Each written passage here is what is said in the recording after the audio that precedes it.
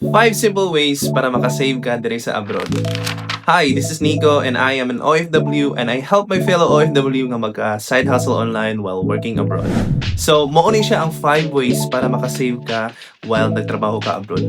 First, cook at home. So, dapat gyud nga magluto ka, dili ka magsalig sa take out. Kay mo na siya isa sa mga pinakadako nga gasto kung naa ka diri sa abroad. Number 2, avoid impulsive buying. Kay usahay samot nagnaay mga bagong iPhone nga mogawas, bagong gadgets nga manggawas. Syempre kanang kaka-deserve ko yan. Mao ni isa po sa hinungdan nga nung wala kay save. Track your expenses. Dili lang kay magsigi ka og pagawas sa imong kwarta unya natingala na lang ka asa na to hinglupad ang imong kwarta. So that's why you should track your expenses. Save first. So ang proper nga pag-save is that kung maka-receive ka sa imong salary nimo, kaltasan nimo sa imong savings daan, then ang rest na ana mao na siya mahimong expenses na nimo padala sa imong pamilya o uban pa.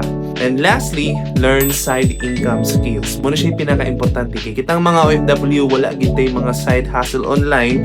Munang if ever nga mawala tong trabaho, wadaan sad o pag-asa ang tanan, especially ang imong pamilya nga nagulat sa imong padala every month ug ang imuha pong kinabuhi diri sa abroad maglisod jud ka kay ngano man kitang mga OFW kabalo gid ta nga lisod mangitag trabaho diri sa abroad.